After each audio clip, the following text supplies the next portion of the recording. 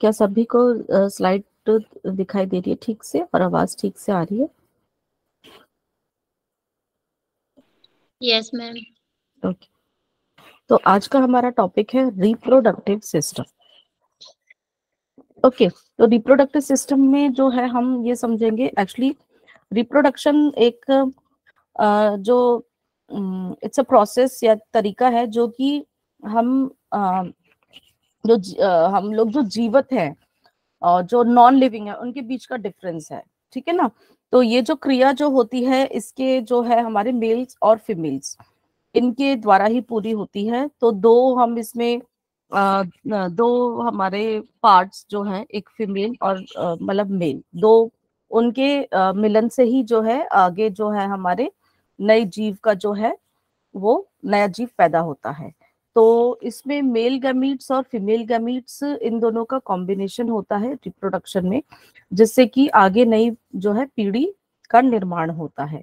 ठीक है, तो जो है इसमें हम देखेंगे मेल और फीमेल, हम दो जो हमारे आ, इस तरह से हम समझ के चलेंगे। तो मेल ऑर्गन्स, जो मेल रिप्रोडक्टिव ऑर्गन्स और मेल फीमेल के और रिप्रोडक्टिव ऑर्गन्स, इनके जो कुछ पार्ट्स होते हैं जो कि हमारे इसमें स्पर्म्स और ओवम का निर्माण होता है। फिर वो दोनों मिलके एक जो है एक तरह से नए जीव का निर्माण करते हैं। वो जो प्रोसेस होता है that is known as a reproduction और फर्टिलाइजेशन की जो प्रक्रिया होती है, जिससे आगे चलकर एक नया इंडिविजुअल, कोई भी एक नया जीव जो बनता है।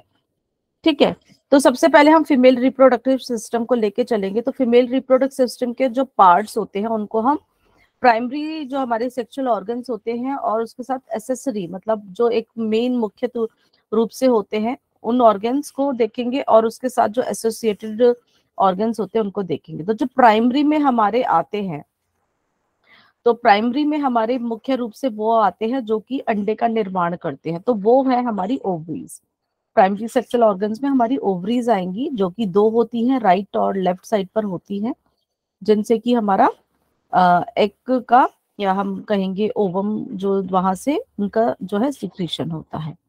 ठीक है, इसमें जो मदद हमारे कुछ हार्मोन्स करते हैं जो कि हमारे ओवरी से ही प्रोड्यूस होते हैं, ईस्ट्रोजन और प्रोजेस्टेरोन। एसेसरी सेक्सुअल ऑर्गन्स जो होते हैं उसमें हम उसको एक्सटर्नल जेनिटिलिया और इंटरनल जेनिटिलिया में डिवाइड करके रखते हैं। एक्सटर्नल जो कि बाहर जो कि देखे जा सकते हैं, तो वो हमारे जो बॉडी पार्ट्स होते हैं, लेबिया मेजर, लेबिया माइनर और क्लाइटोरिस। और इंटरनल होते हैं जो कि हमारी, जिसमें कि यूट्रस होता है, वेजाइना होता है और हमारी ट्यूब्स होती है, फेलोपियन ट्यूब्स। अब इसके जो मदद जो करते हैं हमारे, वो हमारे दो हार्मोन्स, सबको पता है ये हार्मोन्स हमने अपने जब हमने एंडोक्राइन सिस्टम पढ़ा था उसके अंदर हमने पढ़ा था इनके बारे में। तो ईस्ट्रोजन जो होता है उसका बेसिकली काम होता है, जो भी हमारे फीमेल जो कैरेक्टरिस्टिक्स होते हैं जो डिस्टिंग्विश करते हैं मेल और फीमेल के दरमियान, उसका काम होता है कि वो डेवलपमेंट करते हैं फीमेल्स का। तो जैसे कि ब्रेस्ट डेवलपमेंट है, बॉडी स्ट्रक्चर जो है थोड़ा सा कंपैरेटिवली तो जो मेल्स के थोड़ा सा जो है भारी होता है, कि लाइक जो पेल्विक एरिया जो है, हिप एरिया है, थोड़ा सा जो है भारी होता है, कंधों का भी जो होता है, और प्यूबिक हेयर्स है कि जो है डेवलपमेंट होती है। प्रोजेस्टेरोन का जब प्रेगनेंसी हो जाती है तो उसको उसको मेंटेन करने का ये काम करता है। ठीक है,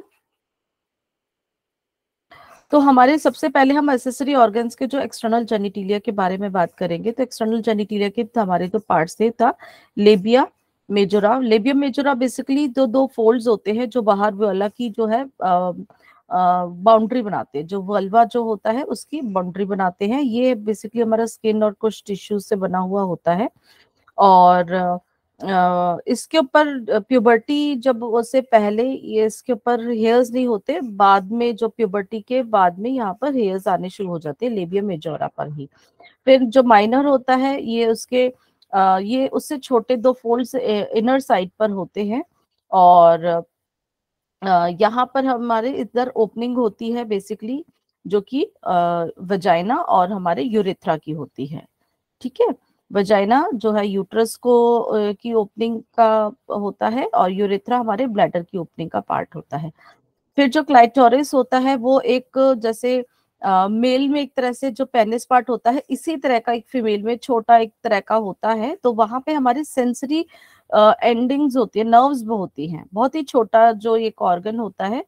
और यहाँ पर बेसिकली हमारी सेंसरी नर्व्स होती है। हाइमेन जो होती है वहां पर एक अंदर की तरफ एक बहुत ही पतली लेयर होती है जो वजाइना की को जो है थोड़ा सा हाफ जो है कवर करके रखती है।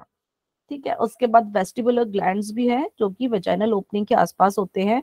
बहुत ही छोटे ये ग्लैंड्स होते हैं, और यहाँ से कुछ हमारी जो सिक्रीशंस होती है, एक तरह से म्यूकस सिक्रीट होता है जो वहां पे जो है नमी को बनाकर रखता है। ठीक है, उसके बाद अब हम देखेंगे इंटरनल जो हमारा जेनिटिलियस है।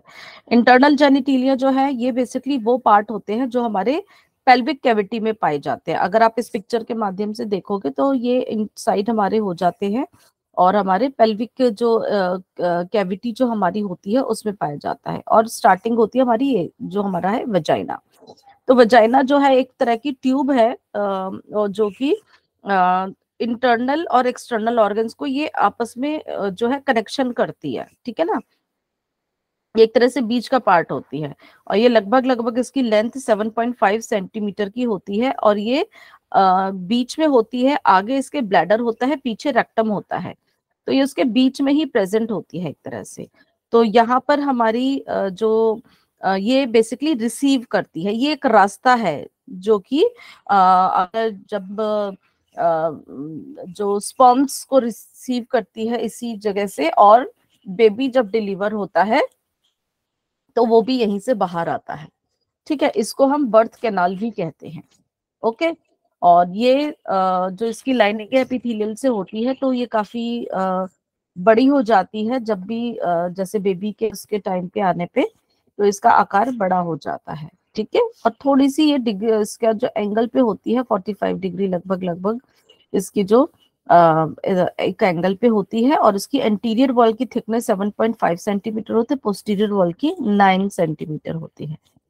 ओके, तो इसके बाद का जो हमारा जो, हाँ इसको मैंने बता दिया, जो ये फंक्शन जो वजाइना का है, ये बर्थ कैनाल का मतलब बच्चा यहीं से आता है, और सेक्सुअल इंटरकोर्स के दौरान जो है स्पर्म्स को भी यहीं से ही मतलब पेनिस को यहीं से रिसीव करती है, वहां से फिर जो स्पर्म्स है जो फीमेल बॉडी के इनसाइड जाते हैं। फिर वहां से देखा जाता है वजाइना के बाद जो है आता है cervix. Cervix basically mouth of the uterus होता है, यूट्रस का एक तरह से माउथ होता है, यहाँ पे नेक कह लो, या यहाँ पे इसका मुंह होता है, और ये बहुत ही नैरो पोर्शन होता है। और आप देख रहे होगी यहाँ पर इसके दो इसके जो है होल्स होते हैं, एक ऊपर और एक नीचे की तरफ। इसको जो है हम इसके माउथ ही हम इसको बोलते हैं, इंटरनल लॉस और एक्सटर्नल लॉस करके हम इसको कह देते हैं। तो ये हमारा जो है सर्विक्स होता है। ठीक है, इसमें जो इसके लिखा है नेक ऑफ द यूट्रस, और इसका अपर सुप्राविजाइनल पोर्शन होता है, लोअर सुप्राविजाइनल पोर्शन होता है, और ये बेसिकली वेजाइना और इसका आपका यूट्रस के भी बीच में ही होता है। ठीक है, कम्युनिकेशन करता है दिस वन, ये हमारा सर्विक्स पार्ट है। ओके, उसके बाद हम सर्विक्स यूट्रस आना चाहिए, पहले यूट्रस लूंगी। तो पहले फिर है हमारे जो सर्विक्स के बाद जो मेन हमारा यूट्रस की जो बॉडी आती है। यूट्रस के बेसिकली 3 पार्ट्स होते हैं।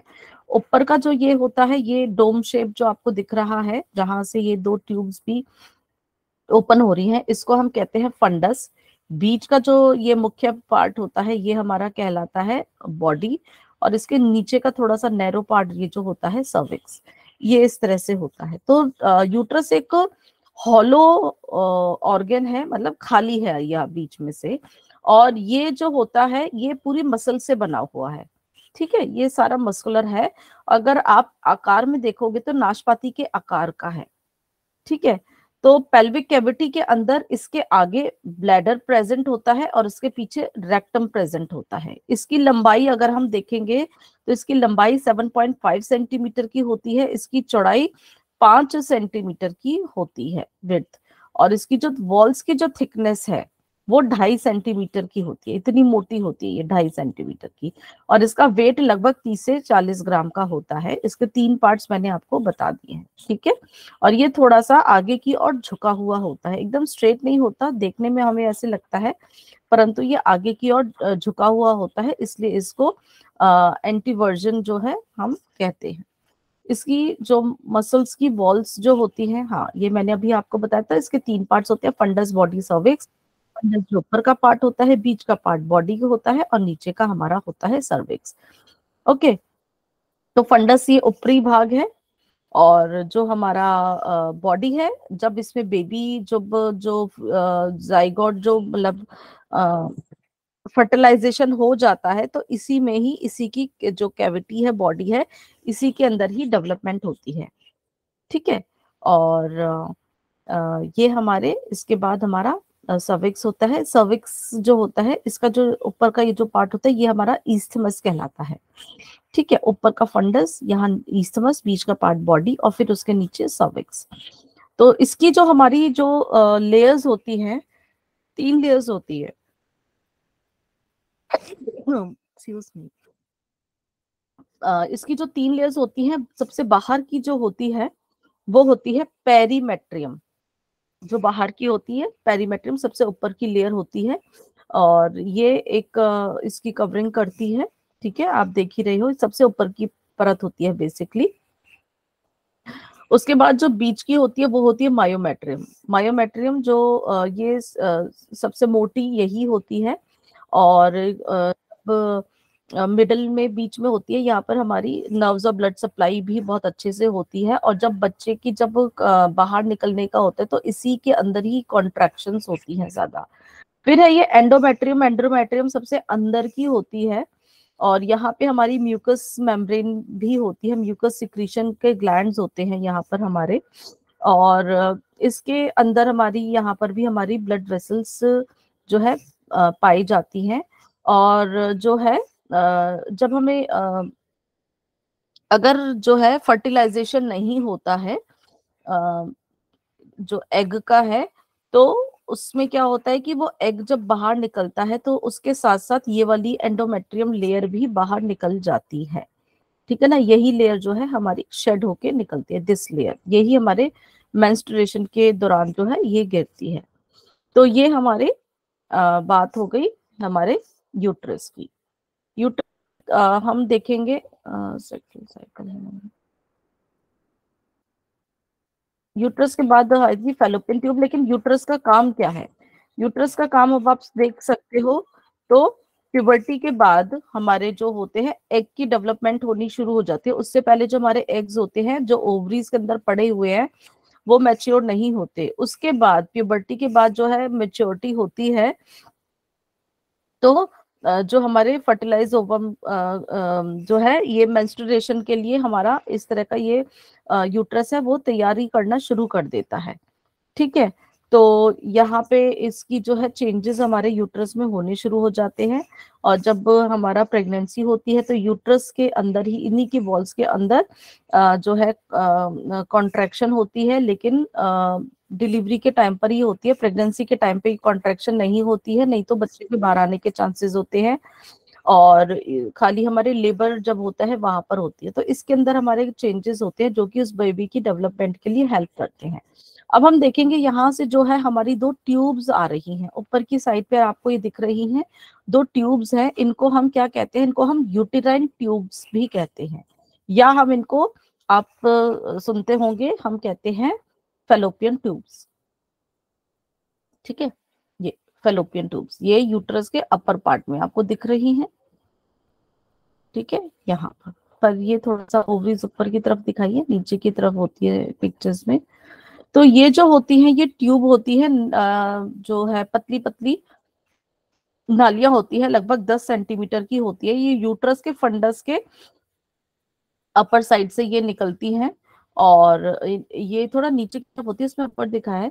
और इनके जो एंड पे फिंगर लाइक प्रोजेक्शंस होते हैं, आप दिख रहे होगे ना, ये इनको हम बोलते हैं फिम्ब्रे, ये कहलाती है फिम्ब्रे।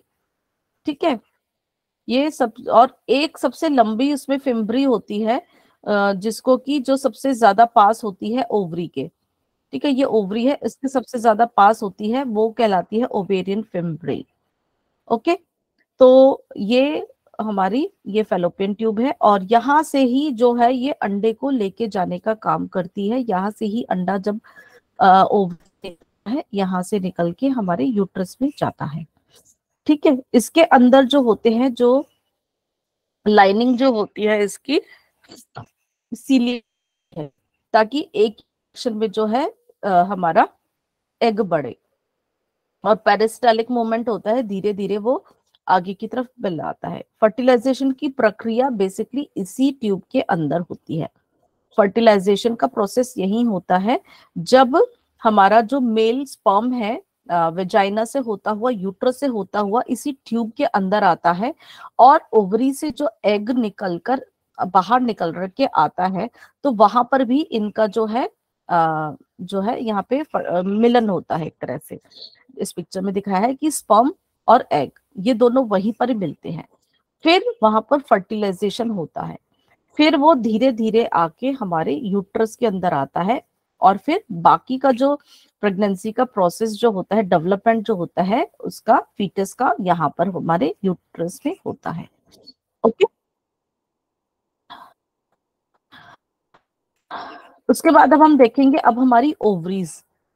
ओवरी जो होती हैं हमारी, दो होती हैं दोनों साइड पे, जो ट्यूब्स के साइड पे आप देख रहे हो, राइट और लेफ्ट साइड पर होती हैं हमारी ये फीमेल, ये हमारी एंडोक्राइन ग्लैंड्स पे भी हम इसको कहते हैं। और इनके जो लगभग ये बादाम के आकार की और भूरे से रंग की होती हैं, ये हमारी ग्रंथियां जो होती हैं, और ये इनके अंदर हमारे बहुत सारे फॉलिकल्स जो होते हैं, और इनकी लंबाई जो है लगभग जो है 2.5 सेंटीमीटर से 2.5 सेंटीमीटर होती है, चौड़ी 2 सेंटीमीटर का होती है, और मोटाई इनकी 1 सेंटीमीटर तक होती है। और ये हमारे ओवरी से अटैच रहती है। ये जो आपको दिख रहे हैं ये लिगामेंट होता है, इनसे ये ओवरी जो है यूट्रस से अटैच रहती है, ये आपको दिख रही होगी। ये इनसे एकदम अटैच नहीं होती है फिम्ब्री से, फिर एक लंबा फिम्ब्री इनके पास जा रहा होता है, बहुत पास होती है, लेकिन जो अटैच होती है ये ओवेरियन लिगामेंट से अटैच होती हैं, जो कि हमारे यूट्रस से ही निकल रहा होता है।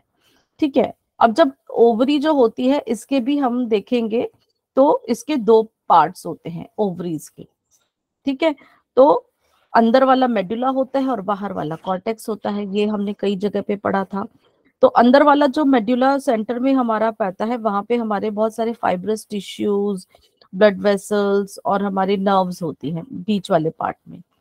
ठीक है, और यहाँ पर हमारे जो इनके अंदर जो बहुत सारे फॉलिकल्स प्रेजेंट होते हैं, जो कि हमारे बाहर वाला जो पार्ट होता है इनका, जो कि होता है कॉर्टेक्स। कॉर्टेक्स में हमारे बहुत सारे फॉलिकल्स जो है पाए जाते हैं। फॉलिकल्स के अंदर जो हमारे होते हैं, उन्हीं के अंदर हमारे इमेच्योर जो हमारे ओवा जो होते हैं वो प्रेजेंट होते हैं, और ये फॉलिकल्स जो है इनकी डेवलपमेंट के बाद ओवा उनके अंदर से रिलीज होता है। अलग अलग स्टेजेस के होते हैं, इसको मेच्योरिटी होने में टाइम लेते हैं। ठीक है, और इस प्रोसेस को हम ओव्यूलेशन भी कहते हैं, ओव्यूलेशन। तो ये इतना टाइम पीरियड जो होते हैं, एक प्राइमरी फॉलिकल से उसके अंदर से जो है एक जो है ओवरी निकलता है, और इस तरह से ये रप्चर फॉलिकल हो गया है। और अलग अलग स्टेजेस के जो है हमारे यहाँ पर हम देख रहे हैं फॉलिकल्स जो होते हैं। तो फॉलिकल्स ओवरीज में ही मैच्योर होते हैं, जिसमें कि अगर आपको याद होगा, जो कि हमारा पिट्यूटरी ग्लैंड से एक हार्मोन निकलता था जिसको हम बोलते थे FSH, follicle stimulating hormone. Follicle को स्टिमुलेट करता है कि वो अपने अंदर से जो है ओवा को रिलीज करे। ठीक है, ये जो ओवुलेशन की जो प्रक्रिया होती है, ये जो प्रक्रिया यहाँ पे दिखाई जा रही है, वो हमारी ओवरीज के अंदर ही होती हैं। और ओवरीज हमारे दो हार्मोन सिक्रीट करती हैं, कौन से, ईस्ट्रोजन और प्रोजेस्टेरॉन।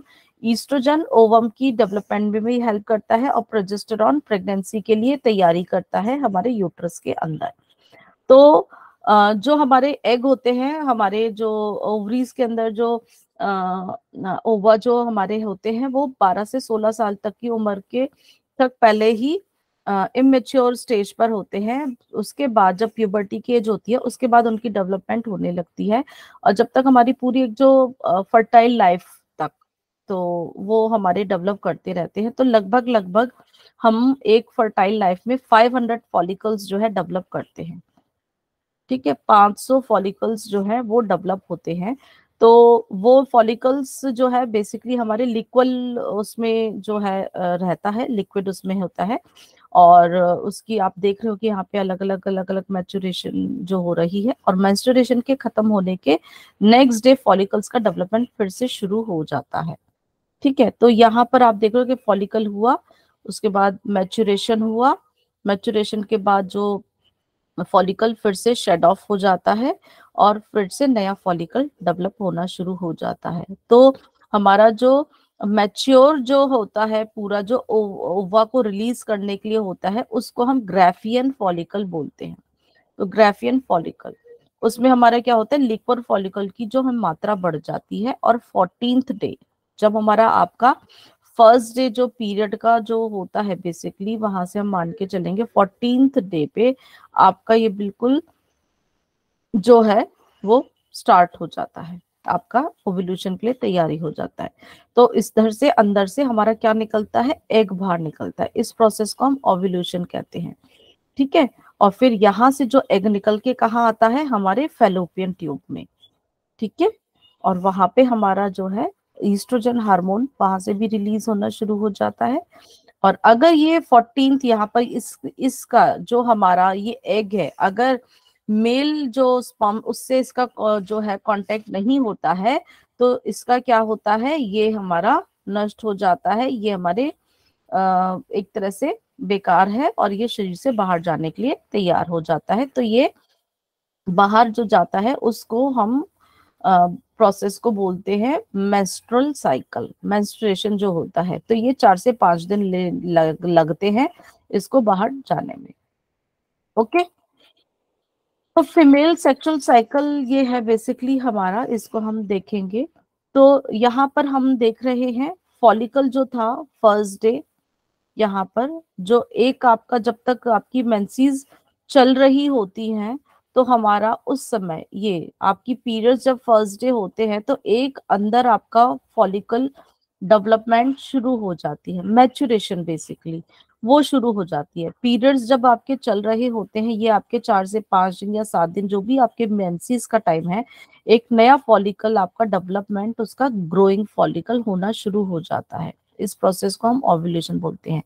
और उसके बाद ये इसका एक प्लोरिफरेटिव स्टेज होता है। इसके 14th डे पे बिल्कुल आपका उस ग्राफियन फॉलिकल से, दिस इज ग्राफियन फॉलिकल, एक एग रिलीज हो जाता है ऑन द 14th डे।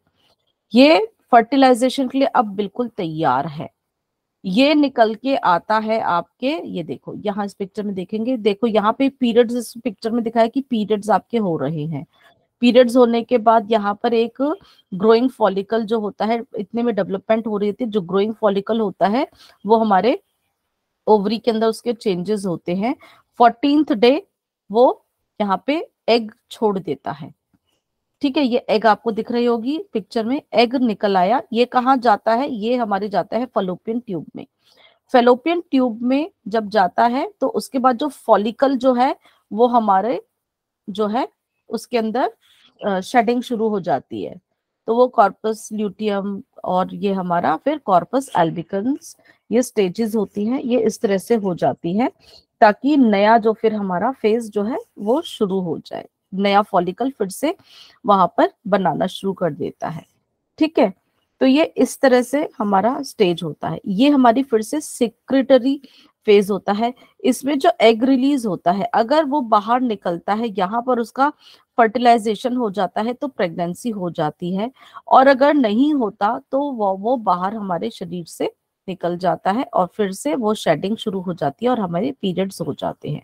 तो इस प्रक्रिया में लगभग पूरे 28 दिन लगते हैं। इसको भी हम क्या बोलते हैं, मेंस्ट्रुअल साइकिल भी हम बोलते हैं। तो इसकी अलग अलग स्टेजेस होती है एक फीमेल सेक्सुअल साइकिल की। ये जो है मेंस्ट्रुएशन, प्रोलिफरेटिव और सीक्रेटरी फेज। ठीक है, ये जो हमारा होता है 5 से 7 दिन का होता है, लगभग 5 दिन का मान के चलते हैं। ये फेज लगभग हमारा 10 दिन का हम मान के चलते हैं, 9-10 दिन का होता है। इस फेज में जो ब्लड के अंदर बेसिकली हमारे यहाँ पर ईस्ट्रोजन के कारण जो है हमारी एंडोमेट्रियम की, यहाँ पर आप देखोगे एंडोमेट्रियम की थिकनिंग हो जाती है। यहाँ से हार्मोन्स रिलीज होते हैं ईस्ट्रोजन इस टाइम पर। और ईस्ट्रोजन क्या करता है, एंडोमेट्रियम को थिक कर देता है, मोटा कर देता है। क्यों कर देता है कि बाय चांस अगर ये फर्टिलाइजेशन होगा, वो अगर मेल के साथ इसका यूनियन होगा तो वहां पर उसके लिए ये एक तरह से प्रोटेक्शन के लिए इस को लेयर को मोटा कर देता है एंडोमेट्रियम को, ताकि फर्टिलाइज ओवम अच्छे से रिसीव हो, उसका न्यूट्रिशन भी मिलना है, ब्लड सप्लाई भी ज्यादा होगी, है ना। और जब ओव्यूलेशन हो जाता है तो ये हमारा ईस्ट्रोजन लेवल अपने आप ही कम हो जाता है। फिर हमारा सिक्रेटरी फेज जो यहाँ पर शुरू होता है, यहाँ पे हमारा प्रोजेस्टेरॉन और ईस्ट्रोजन यहाँ पर बढ़ जाता है। और यहाँ पर देखो एंडोमेट्रियम की थिकनिंग लाइनिंग हो जाती है और प्रोजेस्टेरॉन उसको मोटा भी कर देता है, ताकि यहाँ पर उसको और प्रोटेक्शन दे दी जाए। लेकिन अगर नहीं होती है फर्टिलाइजेशन, तो वो हमारा जो ये लाइनिंग जो मोटी हुई है और ब्लड सप्लाई भी ज्यादा करी गई है, वो हमारे शरीर से बाहर निकल जाती है उस एग के साथ। तो वो फेज फिर से हमारा इसके बाद क्या शुरू हो जाएगा, मेंस्ट्रुएशन। यहाँ पर वो देखो ये जो लाइनिंग है और ब्लड सप्लाई है ये बाहर आनी शुरू हो जाती है। तो एक हमारा मेंस्ट्रुएशन का काम शुरू हो जाता है। ओके, समझ आ गया सबको? मैम मतलब ये हर मंथ की तैयारी होती है जो इनर लाइनिंग बनती है वो? जी, देखो मैं इसको सिंपल भाषा में बताती हूँ। आप देखते हो जब चिड़िया अंडे देती है तो वो क्या करती है, घोंसला बनाती है। वो पहले ही तैयारी शुरू कर देती है, जब अंडा बाहर निकलता है तब वो बनाना शुरू करती है। एक स्वाभाविक सी चीज है, देखते हो ना, नेचर का ही है ये। उसको जब अंडे देने होते हैं वो पहले एक एक तिनका लाके वो कर रही होती है ना काम अपना, घोंसला बनाती है, ताकि जब उसका अंडा बाहर आएगा तो उसको कोई नुकसान ना पहुंचे, उसको एक सॉफ्ट जो है जगह मिले, है ना। उसका तो है न्यूट्रिशन तो खैर वो अपनी चोंच में ही लाके देती है, लेकिन ह्यूमन बींग्स का अलग होता है।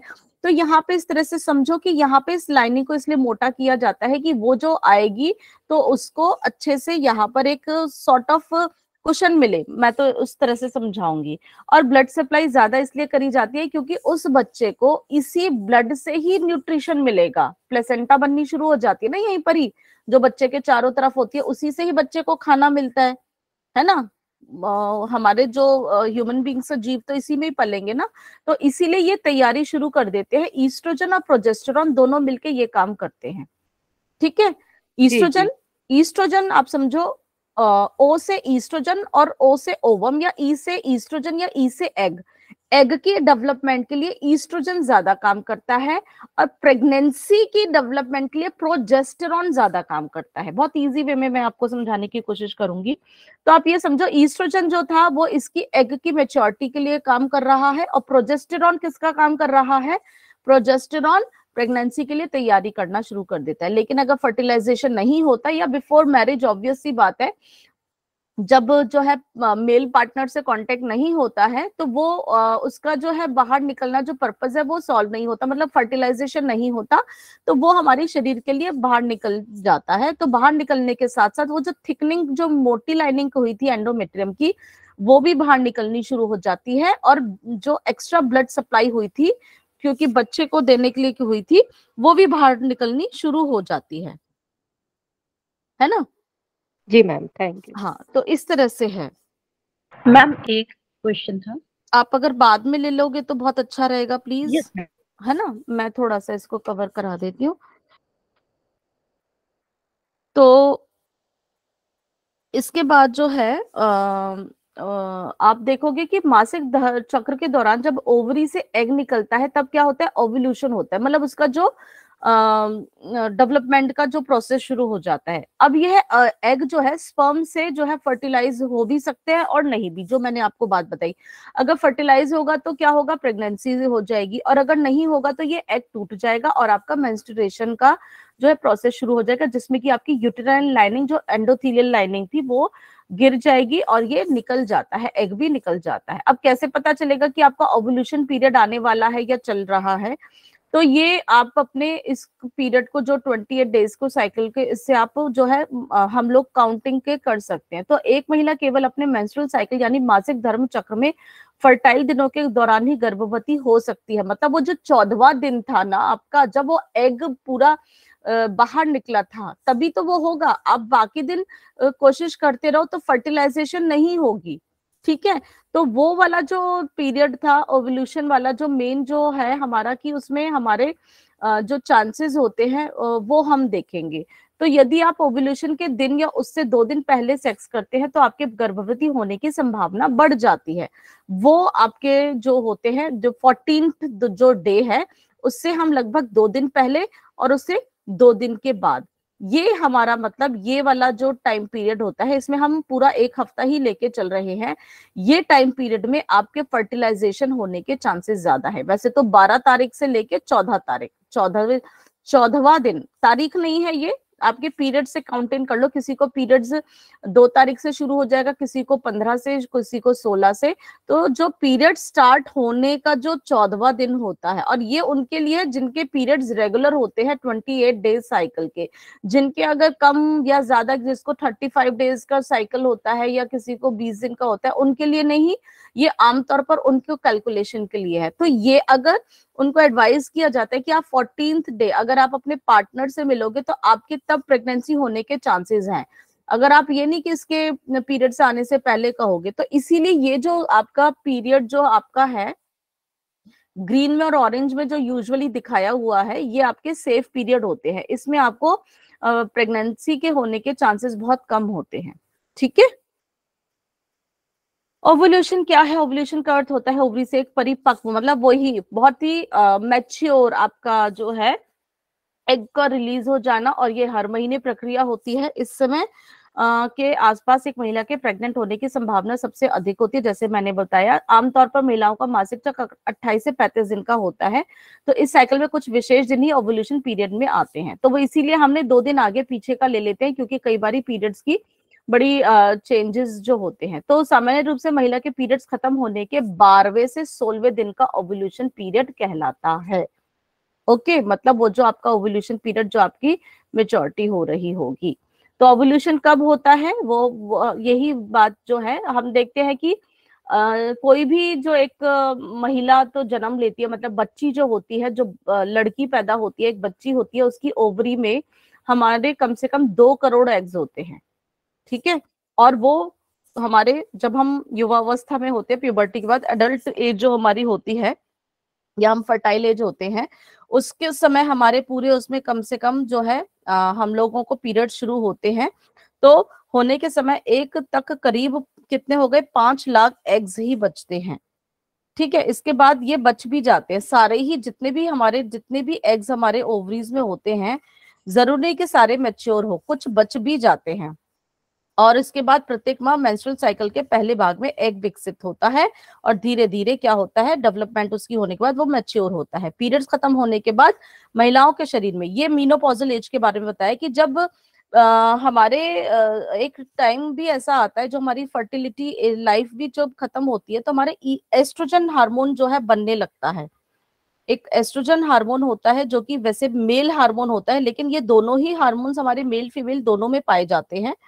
तो उसके बाद क्या होता है कि यहाँ पर हमारे जब पीरियड्स जो नॉर्मल हमारी फर्टिलिटी लाइफ में होता है, तो जब पीरियड्स होते हैं तो वहां पर हमारा एक एस्ट्रोजन हार्मोन होता है जो कि यूट्रस की लाइनिंग को मोटा करने में सहायता करता है, जिसके लिए स्पर्म के लिए एक बहुत ही एनवायरनमेंट जो है ये हमारा उसके फेवरेबल में बना देता है, ठीक है। उससे क्या होता है, धीरे धीरे एस्ट्रोजन में वृद्धि होने लगती है, और एक अन्य हार्मोन जो है ल्यूटेनाइजिंग हार्मोन की वृद्धि में ट्रिगर करता है, उसकी के बाद एग की ओवरी से रिलीज होने के कारण होती है और महिला ओवुलेट जो है करना शुरू कर देती है। तो पूरा ये हार्मोन्स की वजह से ही हमारा प्रोसेस जो होता है शुरू होता है। और वही बात है दोबारा से कि देखो बहुत सारे जो है स्पर्म्स की एंट्री होती है बॉडी के अंदर, क्योंकि स्पर्म्स भी बहुत ही मिलियंस की, उसमें एक ड्रॉप में भी बहुत स्पर्म्स होते हैं, तो बहुत सारे मिलियंस हमारे जो है प्रवेश करते हैं, लेकिन जो है सिर्फ एक ही, इतने सारे स्पर्म्स देख रहे हो लेकिन एंट्री जो व्हाइट वाला है ना, आपको एंट्री सिर्फ एक को ही मिलती है, मतलब एग के साथ उसको जो है कॉम्बिनेशन का सिर्फ एक को ही मिलता है। तो यदि एग को स्पर्म मिल जाता है और स्पर्म एग को निषेचित करने में सफल हो जाता है तो महिला गर्भ धारण कर लेती है। और यदि, क्योंकि अगर जरूरी नहीं कि सब जगह हो, नहीं कर पाते हैं तो फर्टिलाइजेशन नहीं होती है, यूट्रस की जो मोटी लाइनिंग हुई थी शेड ऑफ हो जाती है, और फिर पीरियड्स के दौरान ये सब चीजें जो है बाहर निकल जाती है और फिर से हमारे पीरियड्स की जो है स्टार्टिंग हो जाती है। ठीक है, तो यहाँ पर प्रेगनेंसी के लिए बताया है कि उसके लिए बहुत जरूरी है कि आप फर्टाइल विंडो, मतलब एग रिलीज होने के बाद स्पर्म के प्रजनन मार्ग में रहने वाले 6 दिन में ही आपको जो है इंटरकोर्स करना चाहिए, जिससे ओवुलेशन वाला दिन और उसके बाद के 2 दिन सबसे उचित होते हैं। ठीक है, लेकिन जिनको उस चीज के लिए जिनको बहुत ज्यादा कॉम्प्लिकेशंस या प्रॉब्लम्स आ रही होती हैं, तो अब हम मेल पार्ट्स की बात करेंगे, जो कि हम देख रहे हैं कि मेल्स में जो हमारा है जो स्पर्म्स की डेवलपमेंट कैसे होती है। तो हमने देखा फीमेल जो रिप्रोडक्टिव ऑर्गन्स थे, आप इस पिक्चर के इसमें भी देखोगे, उसका क्या काम था, उसका काम था ओवा की फॉर्मेशन करना और स्पर्म्स को रिसीव करना फर्टिलाइजेशन के लिए, और फीटस अगर डेवलप उनका फर्टिलाइजेशन हो जाता है तो फीटस की डेवलपमेंट के लिए उसको एक बहुत अच्छे से उसको एक एनवायरनमेंट देना और फिर बच्चे को भी जन्म देना। इसके साथ ही साथ लैक्टेशन का भी प्रोसेस होता है, जो कि उसको जो है हमारे ब्रेस्ट के अंदर भी चेंजेस आने शुरू हो जाते हैं, वहां पे भी मिल्क प्रोडक्शन होता है, जो कि आफ्टर द डिलीवरी बच्चे को जो है बाहर जो है उसको न्यूट्रिशन मिलने के लिए। ठीक है, अब हम मेल पार्ट्स को देखते हैं। तो जो मेल रिप्रोडक्टिव पार्ट्स हैं वो इस तरह से हैं, जो पहले बाहर का जो हमारा होता है वो होता है पीनस होता है, फिर उधर से जो हमारी आप देख रहे होगे 2 साइड पे टेस्टीज होती है, इस पिक्चर में देख लेते हैं, दिस इज अ पीनस, और ये यहाँ पर टेस्टीज जो आप देख रहे होगे टेस्टीज हैं, जो कि हमारे जो है स्क्रोटम के अंदर होती हैं, और टेस्टीज के अंदर यहाँ पर हमारे ट्यूब्स निकलती हैं, जिनको हम सेमिनिफेरस ट्यूब्यूल्स देख रहे हैं। वहां से फिर एक और ट्यूब हमारी निकलती है, इसको एपिडिडाइमस बोलते हैं। ऊपर यहाँ से फिर वास डेफरेंस है, वो जो कि थोड़ा सा पीछे की तरफ जाता है ब्लैडर के उससे साइड से ही। फिर वहां पर हमारा एक सेमिनल वेसिकल होता है, और सेमिनिकल वेसिकल और ये वास डिफरेंस यहाँ पे ये हमारे एक इजैकुलेटरी डक्ट बनाते हैं, और वहां पर प्रेजेंट होता है प्रोस्टेट ग्लैंड, वो भी अपनी सिक्रीशंस वहां पर रिलीज करता है। और फिर साथ में जो है हमारा एक जो ट्यूब होती है, वहां से ये हमारा यूरेथ्रा ही पार्ट होता है, जो कि हमारे ब्लैडर और हमारे जो सेमिनल जो भी जो इजैकुलेशंस होते हैं, सीमेन और मतलब ये दोनों का कंबाइंड पार्ट होता है, जो कि यूरेथ्रा होता है। ठीक है, आप देख रहे हो ये जो है हमारा ब्लैडर है, ये प्यूबिक बोन दिखाई हुई है, ब्लैडर के नीचे ये हमारा प्रोस्टेट ग्लैंड है, जो ब्लैडर की नेक को चारों तरफ से घेरे रहता है। बेसिकली ये पीछे की तरफ जो दिखाया ये हमारा रेक्टम और एनस पार्ट दिखाया है, और यहाँ पे हमारे बल्बो यूरेथ्रल ग्लैंड्स भी हैं बीच में। अब हम देखते हैं इन सबका फंक्शन क्या है। तो जो मेल गोनैड्स होते हैं, बेसिकली सबसे पहले जो है हमारे टेस्टीज होते हैं, जो मेन पार्ट होते हैं, इन्हीं के अंदर ही जो है हमारे स्पर्म्स का मैन्युफैक्चरिंग होता है। ये टेस्टीज जो कि स्क्रोटम के अंदर होते हैं, आगे वाला पार्ट पेनिस होता है, ये स्क्रोटम है। तो एक पाउच लाइक इसमें नाम है, आगे भी है। ठीक है, ये इसी के अंदर हमारी जो टेस्टीज होते हैं ये पेयर में होते हैं और ये स्पर्म बनाते हैं। और सेसरी ग्लैंड्स हम इनको समझते हैं, जो कि थे हमारे सेमिनल वेसिकल, प्रोस्टेट ग्लैंड, और यहाँ पे हमारा बल्बो यूरेथ्रल ग्लैंड है ना। ये बेसिकली तो ये पूरा एक सिस्टम है, लेकिन इसके साथ साथ बीच में हमारे कुछ ग्लैंड्स मिले हुए हैं, ये एक्सेसरी ग्लैंड्स में आते हैं। और सीमेन जो है यहाँ पे एक फॉर्मेशन होती है, जो कि जिसके अंदर जो कि स्पर्म्स होते हैं, जो कि टेस्टीज बनाती है, सेमिनल वेसिकल उसमें अपनी सिक्रीशंस डालता है, प्रोस्टेट ग्लैंड डालता है, काउपर्स ग्लैंड जिसको बल्बोयूरेथ्रल ग्लैंड भी कहते हैं, ये इन सबकी जो सिक्रीशंस है एक लिक्विड बनाती है, एक फ्लूइड बनाती है, उसको हम सीमेन कहते हैं। तो सीमेन हमारे जिसके अंदर होते हैं स्पर्म और सारे ग्लैंड से सिक्रीशन होती है, और जिस रास्ते से यूरिन आता है उसी रास्ते से ही ये बाहर आते हैं।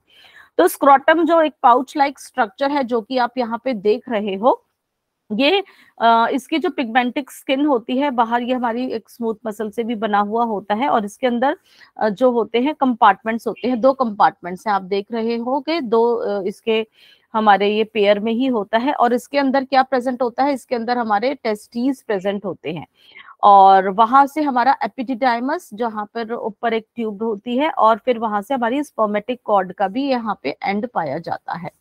यहाँ पे क्या है, ये बेसिकली पेनिस के पीछे पाया जाता है, और ये आप देख रहे हो कि ये हमारे बॉडी से थोड़ा सा ये जो है बाहर होते हैं। क्यों होते हैं? क्योंकि हमारी बॉडी का टेम्परेचर ज्यादा होता है, और बाहर का टेम्परेचर जो है हमारा ज्यादा होने से जो स्क्रोटम जो है ना वो फैलने शुरू हो जाते हैं, ये अंदर का होगा।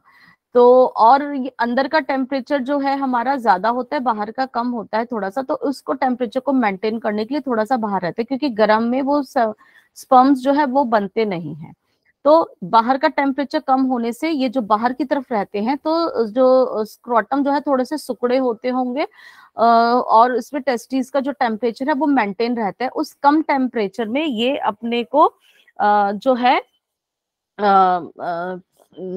स्पर्म्स की फॉर्मेशन हो जाती है। तो हमारे बॉडी का टेम्परेचर 37 होता है, लेकिन यहाँ पे ये बाहर होने की वजह से इनका टेम्परेचर थोड़ा सा बॉडी से कम होता है, 35 डिग्री होता है, तो इसीलिए यहाँ पे जो है स्पर्म्स की मैन्युफैक्चरिंग हो जाती है। तो बॉडी का इस तरह से इसको बनाया गया है। तो टेस्टिस के इसके अंदर बहुत सारे लोब्यूल्स पाए जाते हैं, ये देखो, ठीक है, ये आपको दिख रहे होंगे, ये बहुत सारे लोब्यूल्स हैं जिसमें कि 200 से 300 तक के लोब्यूल्स होते हैं, और हर एक लोब्यूल में आप देख रहे होगे ना, ऐसे ऐसे देखो घूमी हुई सी ट्यूब होती है, कॉन्वोल्यूटेड ट्यूब इसे बोलते हैं, ठीक है। ये कंपार्टमेंट्स होते हैं, टेस्टिकल लोब्यूल्स होते हैं। इन लोब्यूल्स के अंदर ये जो ट्यूब्स पाई जाती है इनको हम बोलते हैं सेमिनिफेरस टिब्यूल। इसके बाद जो होता है इन टिब्यूल्स के बीच में जो है हमारे ये जो होते हैं, ये यहाँ पर टेस्टोस्टेरोन जो है हमारा हार्मोन सिक्रीट होता है, और ये सारी टिब्यूल्स मिलकर आप देख रहे होगे ये एक सिंगल टिब्यूल बना लेते हैं। ये देख लो, ये भी घूमी घूमी सी होती है, सब मिलके एक सिंपल टिब्यूल बना लेते हैं। और इसके बाद ये अगर इसको हम पूरी खोले ना, तो ये लगभग 6 मीटर तक हमारी ट्यूब जो है ना ये बन सकती है। ये पूरी इतनी लंबी लंबी जो है ना, अगर इनको खोल दिया जाए, लेकिन ये बहुत टाइटली पैक्ड होती हैं। और फिर उसके बाद इसको हम कहते हैं एपिडिडाइमस। यहाँ पे एपिडिडाइमस, ये जो है सारी मिलके यहाँ पर एपिडिडाइमस होते हैं। और स्क्रोटम से बाहर जब ये निकलती है तो इसको डिफरेंट डक्ट जो है वास डिफरेंट, ये जब स्क्रोटम से जब बाहर निकल आती है, ये वाली जो ऊपर जा रही है, इसको हम बोलते हैं वास डिफरेंट, ठीक है। वास डिफरेंट डक्ट के नाम से हम इसको जानते हैं। तो यहाँ पर हमारे लेडिंग सेल्स भी थे जिनसे कि हमारा टेस्टोस्टेरोन हार्मोन सिक्रीट होता है हमारे टेस्टिस के अंदर ही।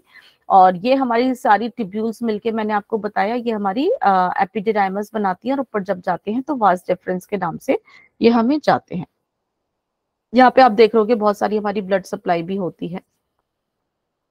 तो 3 वीक्स लगते हैं स्पर्म आने में, और यहीं पर स्पर्म स्टोर होता है, ठीक है। यहाँ पे स्पर्म्स की मैन्युफैक्चरिंग हो रही है, और एपिडिडाइमस में स्पर्म स्टोर होता है। तो 3 हफ्ते लग जाते हैं, वो धीरे धीरे धीरे धीरे जो स्पर्म्स बन रहे होते हैं, और यहाँ पे जो है स्पर्म जो स्टोर हो जाता है। ओके, समझ गए, ठीक है। तो ये हमारे जो है आगे हम देखते हैं इसमें, हाँ, ये एपिडाइमस से, टेस्टिस से, एपिडिडाइमस से ये ऊपर जो हमारी निकलती है वास डिफरेंस होती है। तो वास डिफरेंस होती है, ये ब्लैडर के ऊपर से घूमती हुई आती है। ये वहां से जब स्पर्म्स रिलीज होने होते हैं, यहाँ से निकलते होते हुए आते हैं। और इसके बाद जो है हम देखते हैं यहाँ पर हमारे प्रेजेंट होते हैं सेमिनल वेसिकल, ये हमारे एसोसिएटेड है। ये यहाँ पर अपनी सिक्रीशंस मिलाना शुरू कर देते हैं, ये अपनी सिक्रीशंस मिलाना शुरू कर देते हैं, जिससे कि ये हमारा यहाँ पर जो है उनको ये एक तरह से हमारे पाउचेस होते हैं। यहाँ पर ये इजैकुलेटरी डक्ट आप देख रहे हो, यहाँ से ये अपनी जो स्टोर जो होता है वो हम अपना फ्लूइड होता है वो देना, सेमिनल फ्लूइड बोलते हैं उसको। सेमिनल वेसिकल में सेमिनल फ्लूइड होता है, वो यहाँ से देना शुरू कर देते हैं। और फिर उसके बाद हमारे जो इजैकुलेट ड्रग में जो वास डिफरेंस और सेमिनल वेसिकल की सीक्रेशंस मिक्स होती है, फिर नीचे आते हैं और ये यहाँ पे नीचे आके हमारे यूरेथ्रा में, ये जो ब्लैडर से निकल रही है यूरेथ्रा में ओपन होती है। अब वहां पे हमारा प्रोस्टेट ग्लैंड भी अपनी सिक्रेशंस को मिला देता है, जो कि होती है प्रोस्टेटिक फ्लूइड। प्रोस्टेटिक फ्लूइड वो मिला देता है, वो हमारा मिल्की सिक्रेशन होता है, स्पर्म्स को न्यूट्रिशन देता है उनकी मोटिलिटी के लिए, उनकी जो मूवमेंट के लिए, ये बहुत ही जरूरी, ये सब उनकी न्यूट्रिशन के लिए बेसिकली ये हमारे देते हैं। फिर उसके बाद जो है हमारा बल्बो यूरेथ्रल या कूपर्स ग्लैंड जो होते हैं, ये भी अपनी सिक्रीशंस यहाँ पे मिला देते हैं अपनी अपने सब न्यूट्रिशंस देने के लिए। और फिर वहां से ये हमारा यूरेथ्रा से होता हुआ जो है ये पूरा लिक्विड जो है ये हमारा, इसको हम सीमन बोलते हैं, ये बाहर आता है जिसमें कि हमारे स्पर्म्स प्रेजेंट होते हैं। तो सेमिनल वेसिकल के सिक्रीशंस जो बने हुए होते हैं उनके अंदर प्रेजेंट होता है म्यूकस होता है, फ्रुक्टोज होता है, प्रोस्टाग्लैंडिन होते हैं, बेसिकली न्यूट्रिशन देने को, स्पर्म्स को एनर्जी देने के लिए, क्योंकि स्पर्म को फीमेल बॉडी में ट्रैवल करना है, नीचे से ऊपर तक जाना है, तो उनको स्पीड चाहिए, एनर्जी चाहिए। तो प्रोस्टाग्लैंडिन जो इसके अंदर प्रेजेंट होता है उसका क्या काम है, वो उसके अंदर ये प्रोस्टाग्लैंडिन हार्मोन होता है जो वजाइना के जो अंदर जाकर सर्विक्स के अंदर के जो म्यूकस जो होता है उसको पतला कर देता है। अगर गाढ़ा होगा तो वो ट्रैवल नहीं कर पाएंगे, तो ये उसको जाकर भी उसको थोड़ा पतला करते हैं। और प्रोस्टेट ग्लैंड की जो सिक्रीशंस होती हैं उसमें हमारे कुछ एंटीकोगुलेंट्स प्रेजेंट होते हैं और वो मिल्की फ्लूइड होता है जिसकी वजह से कलर व्हाइट होता है, और ये भी स्पर्म्स को एनर्जी देते हैं। जो सिट्रेट होता है ये भी स्पर्म को एनर्जी देता है। एंटीकोगुलेंट जो वजाइना के अंदर की जो म्यूकस की वजह से चिपचिपाहट है उसको भी करता है ताकि वो इजीली आगे फ्लो कर सके।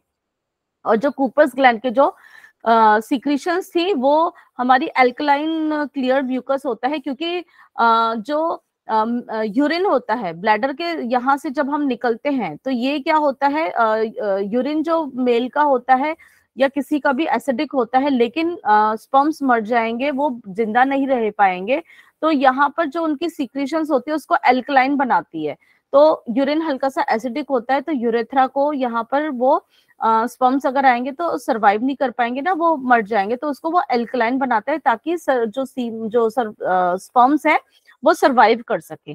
तो इस तरह से फिर ये हमारे जो एक एल्कलाइन जो है क्लियर म्यूकस बनता है, और ये हमारा फिर जिसमें कि हमारे स्पर्म्स प्रेजेंट होते हैं और ये आगे जो जाने के लिए तैयार होता है, जिसमें कि हमारा वेजाइना भी थोड़ा सा एसिडिक मीडियम होता है, उसको भी ये जो है न्यूट्रलाइज कर देता है और आगे फर्टिलाइजेशन के प्रोसेस में हेल्प करता है। ओके, समझ आ गया सबको? तो यहाँ पर अब हम देखते हैं मेल और फीमेल का हमारा जो कॉम्बिनेशन में हमारे ब्लड ग्रुप का भी बहुत जो होता है।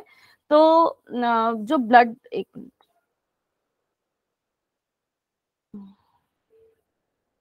ओके, तो ये जो ब्लड ग्रुप का जो होता है मेल और फीमेल का, जब हम देखेंगे जो ए बी और ओ, ये हमारे जो ब्लड ग्रुप होते हैं, तो जो उसके अंदर एंटीजेंस जो प्रेजेंट होते हैं वो प्रेजेंट होते हैं ए बी और नहीं, इसमें एंटीबॉडीज कोई भी इसमें नहीं होंगी। इसके अंदर बी होगी, इसकी जो एंटीबॉडीज होंगी, बी की ए होगी और ओ की ए और बी होगी। तो ये इसका मतलब किसको दे सकते हैं, ये जो ब्लड दे सकते हैं ए बी को भी, ठीक है, ए और बी को ही दे सकते हैं, लेकिन ले ये सबसे सकते हैं क्योंकि इसका एंटीजन कोई भी नन है, एंटीबॉडीज जो नन वो होंगी, तो ये किसी से भी ले सकते हैं, तो इसलिए इनको यूनिवर्सल रिसीवर कहा जाता है। ए वाले ए को ही दे सकते हैं, बी को नहीं देंगे, नहीं तो एंटीबॉडीज जो उसके डेवलप हो जाएंगी। तो इसलिए जो ये ले सकते हैं वो ए और ए बी से ले सकते हैं, कैन गिव, हाँ, ए और ए बी को दे सकते हैं, लेकिन लेने के लिए ये बी वाले से नहीं लेंगे, नहीं तो इनको प्रॉब्लम हो जाएगी इनके अंदर जो है, फिर नहीं तो एंटीबॉडीज डेवलप हो जाएंगी, फिर होगी। तो रिसीव कर सकते हैं ए और ओ से, क्योंकि ओ की तो कोई है ही नहीं एंटीजन, है ना। बी वाले ए बी और ए बी को दे सकते हैं, पर लेने के लिए बी और ओ से ही करेंगे। ओ वाले किसी को भी दे सकते हैं, ये किसी को भी दे सकते हैं, क्योंकि इनके इसमें तो एंटीजेंस है ही नहीं, तो वो एंटीजेंस डेवलप ही नहीं करेंगे, और ये लेंगे सिर्फ ओ वाले से ही, नहीं तो इनके बॉडी के अंदर एंटीबॉडीज हो जाएंगी। तो इसलिए इस तरह से ये हमारे ब्लड ग्रुप का होता है। तो इसमें नेगेटिव और पॉजिटिव का भी जो होता है, नेगेटिव और पॉजिटिव का फलसफा ये होता है कि ये रीसेस मॉन्की से रिलेटेड है, जिसके अंदर रीसेस मॉन्की के जो हमारा जो था इसमें एंटीजेंस और एंटीबॉडीज का था, तो नेगेटिव और पॉजिटिव का यूजुअली हमारे जो है ज्यादातर पॉजिटिव वाले ही होते हैं, नेगेटिव बहुत रेयर के पास होता है। तो उसमें हम देख देते कि वो किसको दे सकते हैं, ओ नेगेटिव वाला सिर्फ ओ नेगेटिव को, नेगेटिव वाला नेगेटिव को दे सकता है, पॉजिटिव वाला जो है वो पॉजिटिव और नेगेटिव दोनों को दे सकता है, लेकिन वो डिपेंड करता है कि कौन सी कंडीशन है। ठीक है, तो वो इस तरह से ये हमने देखना पड़ेगा। ओ वाला किसी को भी दे सकता है, डोनर है ये, तो वो ओ नेगेटिव को ही देगा, और पॉजिटिव है तो इस नेगेटिव और पॉजिटिव दोनों को दे सकता है। लेकिन बी वाला जो है वो किसको करेगा, ये हमारा नेगेटिव को ओ वाले को करेगा और बी को करेगा। एक्सक्यूज मी मैम, ये रिसीवर का चार्ट है क्या? क्योंकि ए बी प्लस हाँ, ये ऊपर डोनर, हाँ ये रिसीवर होगा, ये डोनर ऊपर गलत लिखा है, इसीलिए मैं अभी वो सोच रही थी, ये रिसीवर का है, ये शायद गलत उसमें ही है। ठीक है, रिसीवर ही, क्योंकि ओ वाला सिर्फ ओ से ही रिसीव करेगा। यहाँ पे हम देख लेते हैं ए बी और ओ। तो यहाँ पर ये ना एंटीजन और एंटीबॉडी वाली बात है ना, मैं आपको ना इम्यूनिटी वाले उस पर समझाऊंगी। ठीक है, ये आप उधर अच्छे से समझोगे। यहाँ बस इसमें देख लेते हैं कि ए जो पॉजिटिव है वो किसको दे सकता है, ए पॉजिटिव और बी पॉजिटिव को दे सकता है, और ले किससे सकता है, ए नेगेटिव से भी ले सकते हैं। पॉजिटिव वाला है ना, तो नेगेटिव से ले सकता है और ओ से भी कर सकता है। लेकिन अगर ए नेगेटिव है तो वो दे तो सकता है, लेकिन लेगा किससे, सिर्फ नेगेटिव वाले से ही। ठीक है, ओ वाला हर किसी से ले लेगा, पॉजिटिव से भी लेगा, लेकिन देने में ये होता है नेगेटिव को ही देगा, क्योंकि उसके पास एंटीजन है ही नहीं। अगर ये किसी से दे तो सकता है, लेकिन अगर किसी से ले लेगा, तो अगर पॉजिटिव वाले से ले लेगा तो इसके अंदर जो है एंटीजन्स डेवलप हो जाएंगे और इसको फिर प्रॉब्लम हो जाएगी। ठीक है, तो पेरेंट्स और चाइल्ड से जो बात होती है ए और बी, अगर फादर या मदर का ए और बी हो तो उसके बच्चे जो होंगे वो किसी भी ग्रुप के हो सकते हैं, क्योंकि दोनों का जो कॉम्बिनेशन ऐसा बनेगा, ए भी हो सकता है, बी भी हो सकता है, ए बी भी हो सकता है और ओ भी हो सकता है। जो ए और बी का होगा, अगर ए बी हो एक और दूसरा कोई हो तो सारे बन जाएंगे, लेकिन ओ नहीं बनेगा। और अगर एक ओ हो और कोई भी हो तो जो ओ और अदर कुछ भी हो सकता है, इसमें ओ भी मतलब बनेगा। ठीक है, और यहां पर हमारा ओ और ए बी हो तो सिर्फ क्या बनेगा, ए और बी, और अगर दोनों सेम हो तो जो सेम है वो ही होगा और ओ बनेगा। ठीक है, वो जो रीसेस मॉन्की वाला नेगेटिव और पॉजिटिव का फलसफा है, अगर तो है मेल पॉजिटिव होता है और अगर फीमेल नेगेटिव होती है, अगर वो प्रेग्नेंट हो जाती है तो उसकी फर्स्ट प्रेगनेंसी तो निकल जाएगी, वो अपनी बॉडी के अंदर जो है एंटीबॉडीज डेवलप कर लेगी, लेकिन सेकेंड टाइम में उसकी जो है एंटीबॉडीज डेवलप नहीं करती है और फिर बच्चे को प्रॉब्लम होती है। उस बीमारी को हम बोलते हैं एरिथ्रोब्लास्टोसिस।